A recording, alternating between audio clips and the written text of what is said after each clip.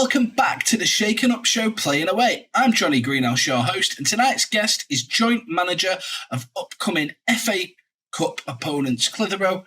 His name is Kyle Hall. Now, before we get Kyle on, touch on a couple of things. We've not had a show for a while. If you're wondering why, it's purely just because we couldn't get hold of anyone to come on from any of the last few away games. Not everybody's got as big a team as us, and not everybody's got as much spare time. So we thank them for the hospitality at the away games. Anyway, it was a pleasure. We move on. Let's not talk about what happened on Merseyside, but since we spoke, we have had a fantastic trip to Kendal. If you came up, I think you'll all agree how beautiful the ground was and the surrounding areas and how lovely everyone was there. So thank you very much, Kendal. This week, back in Cup action, our FA Cup journey continues. How magical it's been. It's fantastic being in the Cup and being one of the last two North West County sides represented in that competition. So that's fantastic. Other thing to mention, members, you will have had an email outlining some more documentation regarding the proposed upcoming merger. Make sure you digest all that and keep your eye out for any further communications. I think we're going to have a Q&A session over the internet coming up soon. Details for that will be emailed out when they're all finalised, so look out for them. But without any more waffling, Kyle, welcome to the show. How are you doing? Very good, thank you. Thanks for having me on. You're most welcome. So, before we get started, can you introduce yourself? Tell us how you got involved with non-league football and Clitheroe. Yeah, so my name's Kyle Hall. I'm joint manager at Clitheroe. Been around non-league for like last 4 or 5 years. I was at Colne. I was the assistant with underneath Stephen Cunningham, and then I stayed on there for the second time under Nathan Rooney. How I've ended up at Clitheroe, Billy Priestley used to play up at Colne, and then obviously he was the manager last season alongside a other, and then he was just sort of found himself on his own, surrounded by a couple of people, and he just reached out to me and said, you know, how about you sort of come back into the non-league circuit and give me a little bit of help on the coaching side of it, really. Obviously, Billy's playing. Billy's still playing, so it was one of those where, you know, for the last 11 games, I sort of helped out, and I enjoyed myself. I enjoyed myself sort of being back in the dugout in the non-league, and you know, it's an environment that I do like. I do enjoy. It's just that at the time it was, my time was spent with obviously my full-time job at the football learning group, and then obviously a part-time job in the academy at Bolton. So. It was tough, you know, to balance all three at the time, but I knew it was only just for, you know, a short spell, but within that short spell, I think it was the 11 games. We won 8, we drew 2, and we lost 1, and we just missed out just on playoffs, really. So, it was enjoyable. It was an enjoyable experience. Excellent. So, for those that aren't aware in our fan base, they should be because you're only up the road, but could you tell us where the club are based and the name of the stadium? Yeah, so Clitheroe, obviously based in Clitheroe, small sort of town village, lovely part of the world. Shawbridge, the stadium, it's been home to Clitheroe for many years now. Obviously playing the Northern Premier League, the NPL West, so the league above you guys and the league below Radcliffe. So we're stuck right in the middle. It's a club that's sort of been in and around that level of football for years. I'd had successes over the years. Just like I said there, we missed out just on playoffs the back end of last year. And before all these crazy cup competitions, we were in and around sort of the top 5. As you know, and you guys know as well. You know, I know you guys are in the same boat as us that. We're a bit behind on the league games, and we've not played a league game in a long time. But it's good. It's all good fun to be in the cup competitions. Obviously, you've got the FA Cup with you guys, and we've got the FA Trophy as well. So it's good.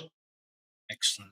So Clitheroe have been around for a while. In fact, I think from the research that I scrambled to do in my rush before you came on, they formed in 1891. It's 131 years. It's quite a long and storied history. Are there any facts or historic players of note that stand out in the club's history? Yeah, I mean, there's a few. Obviously, Joe Byram, who who had the pleasure of coaching the back end of last year and the start of this year. He started his career at Clitheroe, and then ended up obviously having a glittering career in League Two, League One, and then come back and finish his career. Most recent, obviously, we had Bailey Sloan, who you guys know. You had him obviously on a short term, and then he's obviously climbed the ladder in non-league, and then we end up losing him. Well, not losing him, but ended up moving him on to Accrington Stanley. So, in terms of old and new, it's a club that it gives opportunity for players to be seen at a higher level and a better level. And like I said, with Joel and with Bailey, and there's obviously there's loads more as well. So yeah, it's a good hotbed for young talent. Trying to climb the ladder into semi-professional into professional.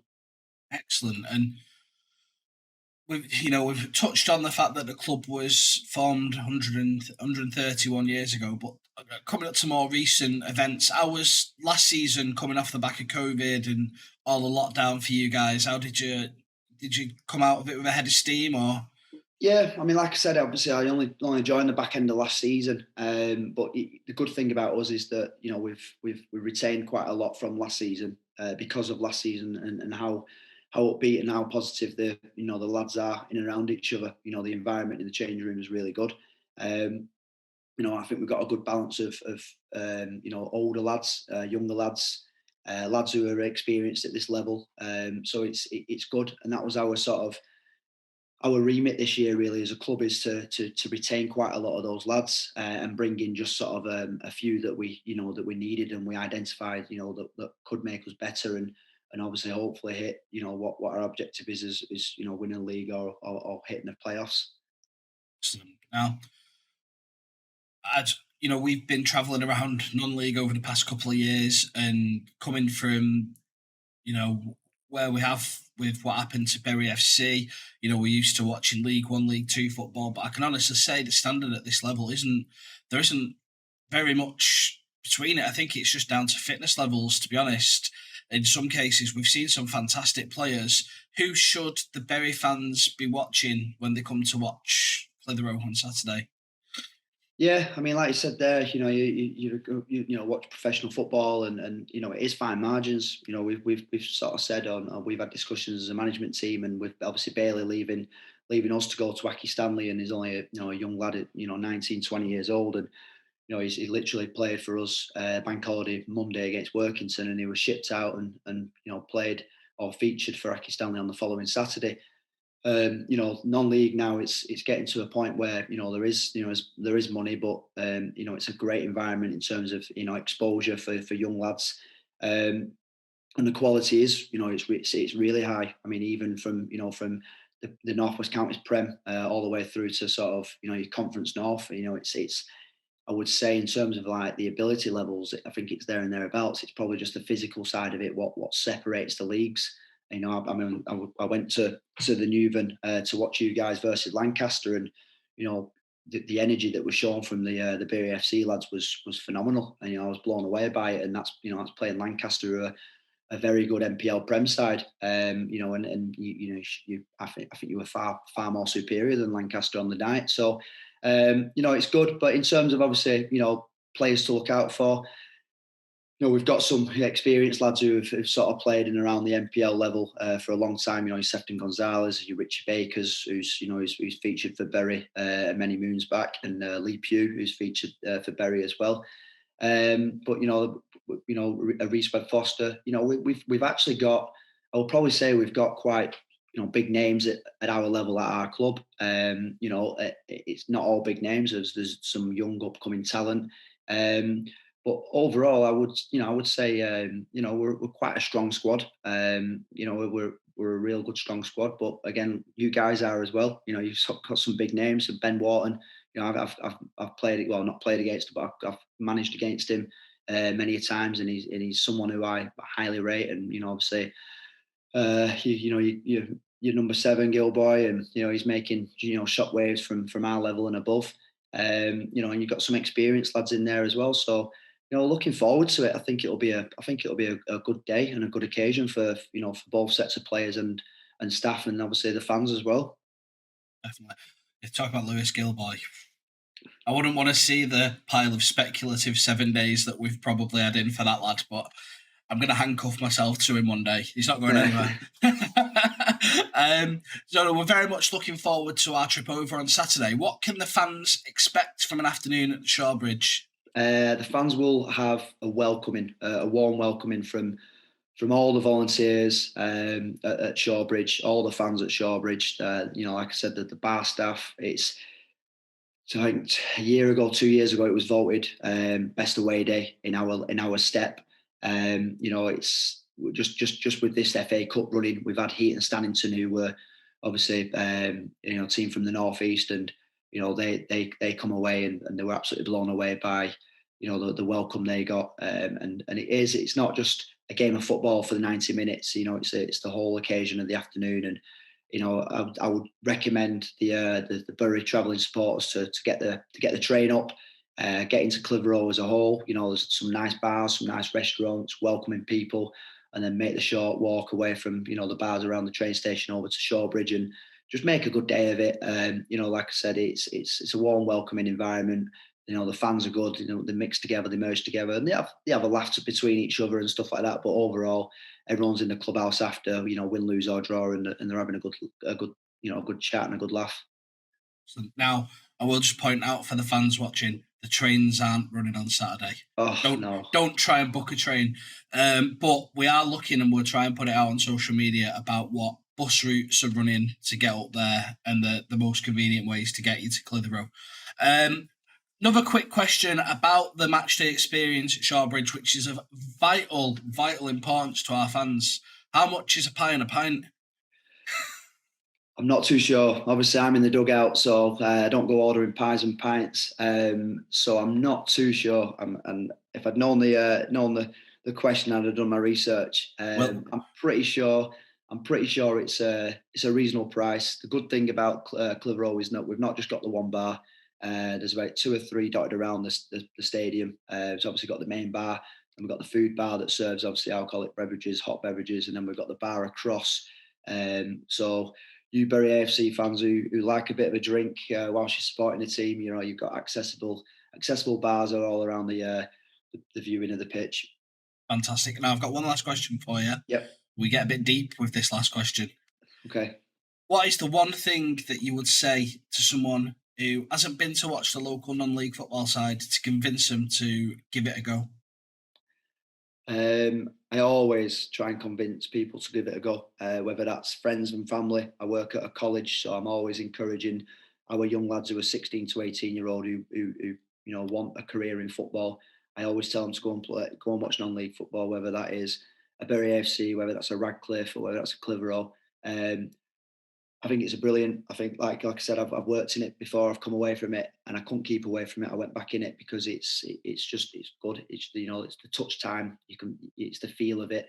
You're not just in a stand high up watching a game of football. You can feel it, you can hear it, you can see it, and ultimately it's just the occasion. It's the fans mingling with each other, having their own opinions, and just having a bit of overall laugh. And for the youngsters who go there, it's the players are accessible. They're the sort of the heroes that are in front of them, and they're signing shirts and giving gloves away or boots away or shirts away. And it's just an overall great experience from start to finish. And if you're just a fan who just picks up 1 or 2 games, or you're a loyalist who goes to home and away, overall people keep coming back, and it's the reason, because it's such a good experience. Fantastic answer. Love it. Well, Kyle, I'm going to thank you for coming on, and I look forward to seeing you on Saturday. No problem. Thank you very much. And I'll see you Saturday, and best of luck. Thank you very much to Kyle for coming on the show this evening. We look forward to our trip up there for the 3rd qualifying round of the FA Cup, and we look forward to what we hope will be a very competitive match. Before I go, usual shout outs, make sure you get on shop.buryafc.uk, get your merch. I know that the cut-off for Christmas will be coming before we know it, so if you want any of those lovely goalkeeper shirts, or those training shirts, or even the new home shirt, get your orders in soon. Also, for those of you who would like to put some more into the club. Sponsorship packages are available for a lot of home games. So if you go on to buryafc.uk/tickets, you can actually purchase your sponsor package directly from there. I'm going to stop waffling on now. I'll see you in Clitheroe on Saturday. See you later.